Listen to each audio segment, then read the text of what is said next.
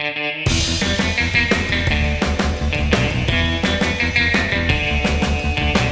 eu sou o Matheus Marcolini e seja muito bem-vindo ao Resumo News, o podcast de notícias do Resumo ETEC. Nesse podcast eu comento as notícias mais legais de passar para vocês no dia de hoje. Hoje, dia 7 de abril de 2020. Vamos lá.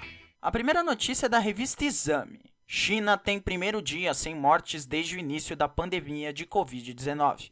Finalmente uma notícia boa em relação ao coronavírus. A China teve hoje, dia 7 de abril, o primeiro dia sem nenhuma morte registrada por causa do novo coronavírus. O país ele já teve... O país ele já registrou mais de 80 mil casos, né? No caso, 81.740 casos só na China, né? E o vírus já matou 75 mil pessoas ao redor do mundo. No caso, a China, ela desde janeiro já estava com um sistema de confinamento drástico para as pessoas de Wuhan, que foi onde nasceu a epidemia, né? Onde o berço da epidemia, né? Onde ela começou a se espalhar. E também em Hubei, que é uma província do centro da China. Tínhamos mais ou menos 50 milhões de pessoas em Wuhan. A população de Wuhan é mais ou menos de 50 milhões de pessoas, o que seria equivalente ao estado de São Paulo somado ao estado do Rio Grande... Não, do estado de São Paulo somado ao Rio de Janeiro, talvez somando ainda com o Distrito Federal, então com o Espírito Santo. Enfim, é um paralelo aí para vocês. Mas a técnica valeu a pena, então estava registrando centenas de mortes por dia. Hoje o número já diminuiu e chegou em 0 nessa terça. Porém, o jornal de Hubei, ele contrariou o que muitas pessoas pensariam sobre a situação da China, de que vai se afrouxar, que vai ficar mais tranquilo. Abrindo aspas para o jornal de Hubei, muitas pessoas pensam que, a partir de 8 de abril, poderão relaxar um pouco. Mas, na prática, precisaremos de mais vigia. Não haverá relaxamento. Isso porque ainda existem duas ameaças grandes para a China, né? Que são as pessoas que não apresentam sintomas, as assintomáticas, que ainda podem passar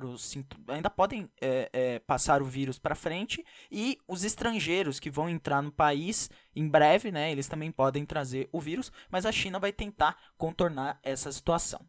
Próxima notícia. Notícia do G1. Davi Wip diz que isolamento tem de subir de 54% para 70% ou leitos não serão suficientes. O infectologista, o Davi Wip, ele é coordenador do Centro de Contingência do Coronavírus aqui no estado de São Paulo, e ele disse numa coletiva hoje que o estado de São Paulo, no caso, vai sofrer ainda com muita coisa relacionada ao coronavírus. A gente viu movimentos, principalmente bolsonaristas, movimentos de empresários solicitando com que a quarentena fosse revogada, o estado de quarentena, e que voltassem a circularmos nas ruas, nós voltássemos a circular nas ruas. Porém, o Davi Wip, que ele é do Centro de Contingência do Coronavírus, ele já teve coronavírus, inclusive, como eu noticiei ontem, ou foi na sexta-feira, eu não lembro, enfim, mas ele disse que a adesão ao isolamento social no estado de São Paulo é de 54% hoje, quase metade da população, mas o ideal seria de pelo menos 70%. Porque, abrindo aspas para ele, se nós conseguirmos aumentar o distanciamento social, que estava em média de 54% para 70%, o número de leitos no estado de São Paulo será suficiente para essa primeira onda epidêmica. Se nós não aderirmos a essa proposta do estado, nós teremos mais dificuldade com leitos. E ele disse também que 80% dos casos de infectados pelo coronavírus hoje em São Paulo são assintomáticos ou pouco sintomáticos. 20% apenas são doentes de gravidade variada e só 5% precisam de UTI. E ele falou isso no Palácio dos Bandeirantes e tal. E continua defendendo essa questão. Abrindo aspas novamente para ele, porque ele disse sobre maiores de 60 anos, mas ele também falou sobre menores de 1 ano, enfim.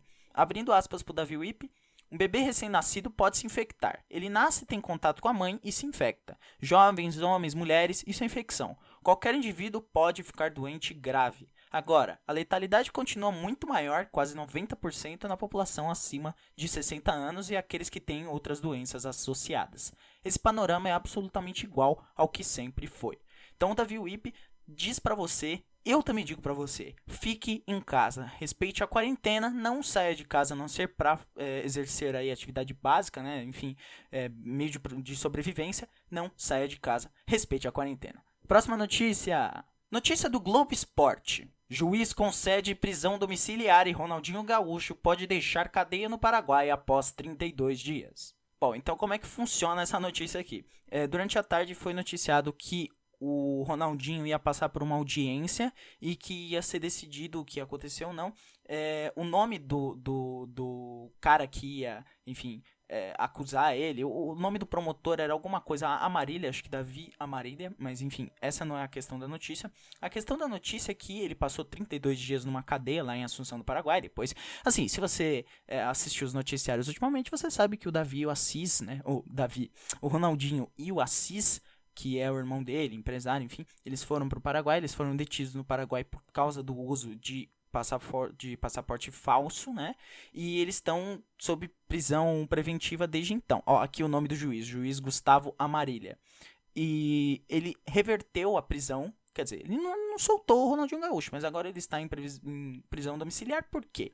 Porque a defesa ofereceu uma caução de 1,6 milhões de dólares. O que isso quer dizer? Isso quer dizer pagar fiança. Então eles pagaram 1,6 milhões de dólares, que dá um pouco mais de 8 milhões e meio de reais hoje, que já foram pagos, e agora eles não estarão no hotel, eles vão ir direto para um lugar onde ele vai cumprir a prisão domiciliar, enfim. Mas uma situação aí muito triste do Ronaldinho Gaúcho. Aqui, ó. Ronaldinho Gaúcho e Assis serão transferidos para um hotel Palmaroga. Aí eu fazendo errata. Eles vão para um hotel, sim. Um edifício construído no início do século XX no centro histórico de Assunção. O hotel, cotado como 4 estrelas pelas publicações especializadas, possui 107 quartos com diária média de 64 dólares. E ele fica a mais ou menos 3 quilômetros da cadeia onde o Ronaldinho e o Assis passaram os últimos dias. Então aí uma reviravolta aí no caso do Ronaldinho. Muito triste o que aconteceu, tudo o que aconteceu com ele. Tem que ver a questão das investigações, mas a gente torce para que a justiça seja feita. Agora 3 rapidinhas para não fugir do tema. A primeira é que hoje e amanhã vai ter um fenômeno da superlua em São Luís do Maranhão. Se você é maranhense e você está escutando, você pode olhar para cima que você vai ver, porque a lua vai estar em perigeu, que é o ponto mais perto da órbita da Terra. Então vai acontecer o tal do fenômeno da superlua, quando ela vai parecer maior do que ela aparece normalmente. Então você pode olhar para o céu se você estiver no Maranhão, porque você vai ver uma superlua. A Caixa Econômica Federal, ela já cadastrou 10 milhões de benefícios emergenciais em 6 horas, então isso quer dizer que o banco estava esperando terminar o dia com até 20 milhões de inscritos no auxílio emergencial de R$600. Porém, entretanto e todavia, o trabalhador que precisar sacar em dinheiro esse auxílio de R$600, ele terá que aguardar o calendário da Caixa. Então, quem recebe pela parte digital, eles vão receber num banco, né, enfim. Só que não vai poder sacar o dinheiro de imediato, ele só vai poder fazer transferência para outras contas e pagar conta. O que é muito complicado, porque era para ser um benefício para sustento, para comprar comida, enfim. E se for debitado em banco, vai perder a validade, porque, enfim, vai para débito de banco, vai pagar dívida com banco, e não é esse o objetivo do auxílio.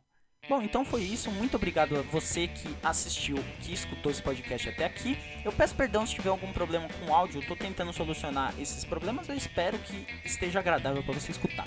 Acesse o nosso canal, o Resumo Tech, e também assine o feed tanto do podcast que você acabou de escutar, o Resumo News, quanto do República dos Bananas, que acabou de sair hoje, dia 7 de abril. Acabou de sair um episódio novo lá no feed do República, então você pode pesquisar República dos Bananas no seu agregador preferido de podcast, porque vai estar lá. Podcast muito massa, eu e o Eduardo conversando sobre a vida, a verdade e o universo. Eu espero que vocês gostem. Então é isso, vou ficando por aqui. Até amanhã. Tchau!